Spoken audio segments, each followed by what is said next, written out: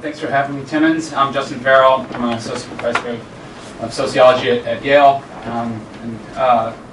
It's really kind of fun to be here. We were in DC a couple months ago, and it's nice to have a cohort of folks working on the same issues.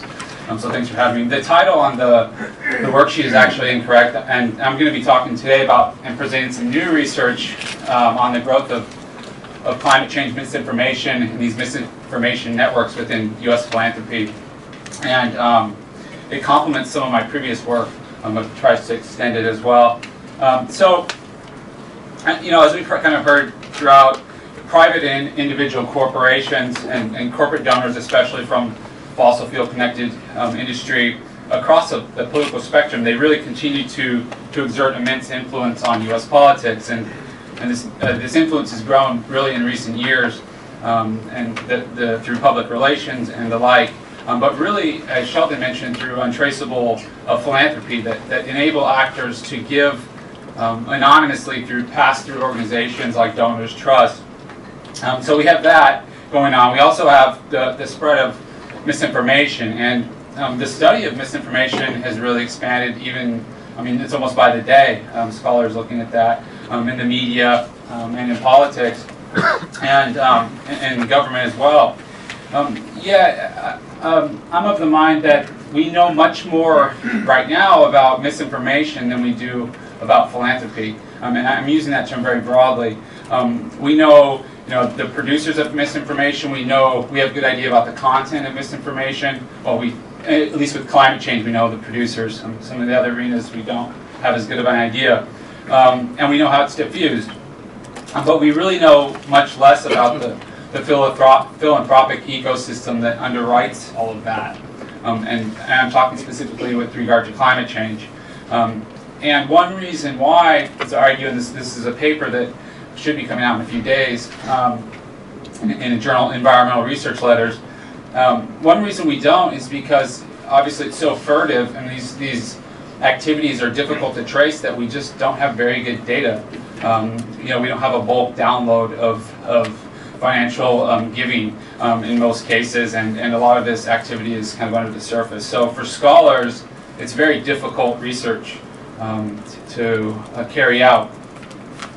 So of the empirical knowledge that we do have about the philanthropic underpinnings of the production and spread of climate misinformation, it's largely limited to studies of the fossil fuel industry and their connections to lobbying efforts. Bob's work showed that in great detail, and obviously that's immensely important. But philanthropy is also so much bigger, and for example, $410 billion are donated each year in the U.S. alone. Small slice of that are from corporations. So philanthropy is a huge enterprise, obviously, and a pillar, an institution in American life. And so, as I've kind of done some of this work over the years, I've thought about the broader avenues in which misinformation is traveling, and climate skepticism and denial is traveling. It's not just in these fossil fuel connected groups, but is it more pervasive in U.S. philanthropy in general? So this new project that I'm going to present some of the results of, I sought to answer three basic questions. Is there empirical evidence of a relationship between what we might call mainstream or right-leaning philanthropy, I'll get to that in a second, and the climate misinformation movement? That is it diffused out into philanthropy more generally and not just within the traditional actors, the traditional cast of characters that we talk about? Second, is there evidence of a relationship? And then what factors might predict the links between U.S. philanthropy and climate change misinformation efforts? And then third, has this relationship changed over time? So in my work, I operationalize, I think many of us do, these issues at an institutional level. We're not so much interested in public opinion, and as a couple of the presenters showed, it doesn't tend to matter as much. And I agree with that, and with philanthropy in general, I operationalize it at the institutional level, and I think of all these issues at the institutional level, and focus my measurement not on individual donations like giving to a house of worship or donating a couple bucks after a natural disaster, the actual institution of philanthropy and its impact on the political system. And so we don't have evidence of significant climate denial activities from left-leaning institutions. So I focus a lot of my work on right-leaning institutions who are perpetuating this. And so in this paper in particular, I collected all the materials from Philanthropy Roundtable. Has anybody heard of Philanthropy Roundtable? It's a very large and powerful, far-reaching philanthropic institution that is right-leaning. They also helped birth Donors Trust. Has anybody heard of Donors Trust? Okay. And so I focus on this institution, and I collected all the texts that I could get. They produce Philanthropy Magazine. They produce all sorts of other text materials that are read by the general public. They're read especially by powerful donors, wealthy donors. And I also collected all the annual events and many other events that they held. I collected the member lists and the event attendee lists at these events. And so I'm focusing here on extracting names of people who are associated with this institution. And so that could be attending an event, that could be being written about in their magazine, or writing an article in their magazine, writing a blog post, these sorts of things. There's too much material to code all of this by hand, to extract names of people and organizations by hand, so I use natural language processing. You can essentially extract names of organizations, of people, of locations. Kind of like if you type something into Google, it will know if it's a location or not, or if it's a person or not. It's the same sort of technology. It's called named entity extraction. And so what I've done, I'm going to have this figure from the paper here. On the left is an article from, well, there's two articles from Philanthropy Magazine. One is from 1998, and one is from 2006. And in the yellow, it's highlighted in yellow there. Just shows how the machine can pick out, like, the University of Virginia as a location, which was interesting to me. But I was focused on the names, so I extracted all the names of anybody who was ever mentioned in their materials, ever at an event, and then pulled those out on the philanthropy data. So I had 53,000 people, names of people. I think about 14 or 15,000 were unique people. And then 41,000 organizations that were extracted. And in two previous articles that I've written, I have this roster essentially of climate skeptics, or people who are associated with climate skeptic organizations. And what I wanted to do was very simple. I had this list of names from the philanthropy data. I have the list of names from my other work.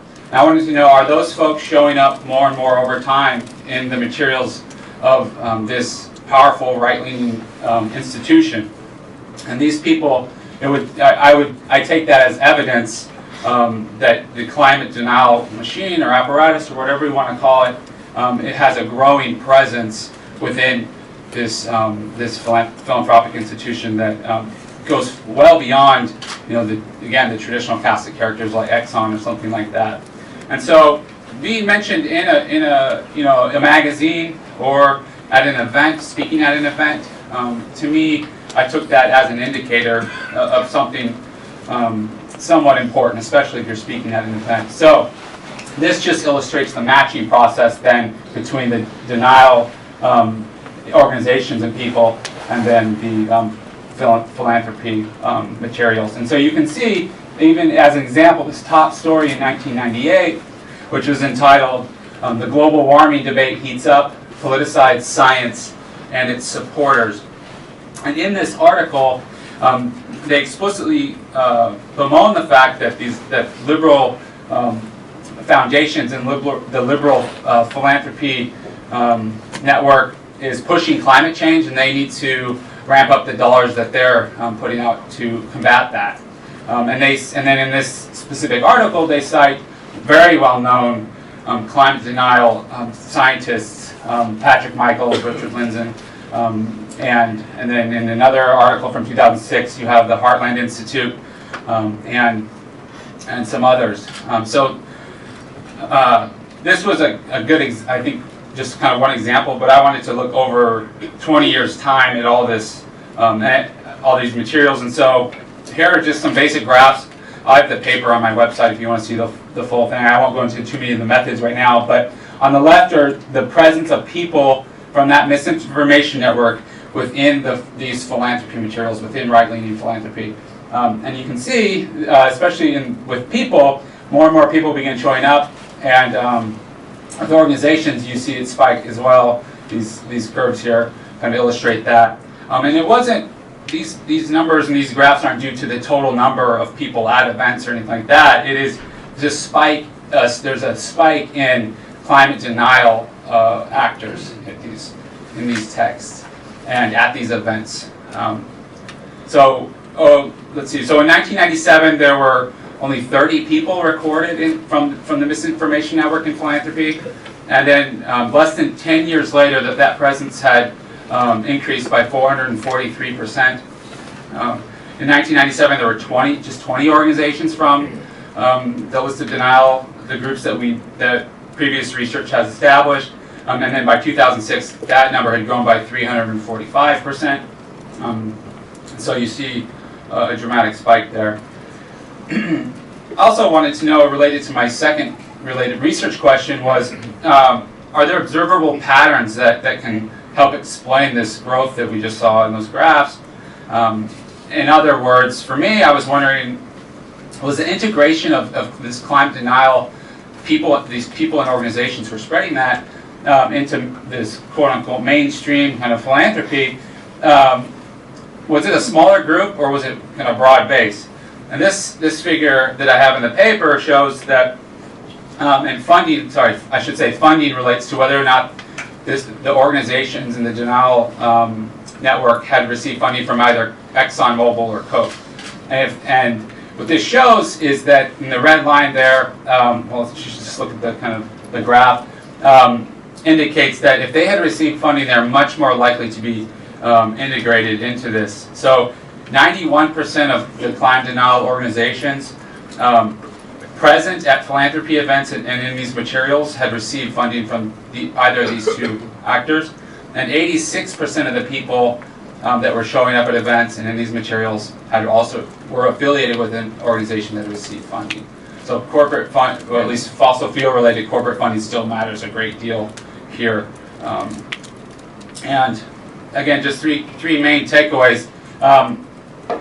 And I think we can talk about this more next session as well, but I really think that we need to develop our methodological approach to studying these issues.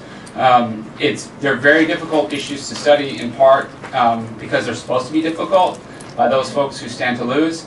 And so the data, we have to be very creative about how we go about getting it, so we're able to really put forth robust and respected scientific studies of this. And right now the data are just so hard to come by, which is why we don't have as much research as we should.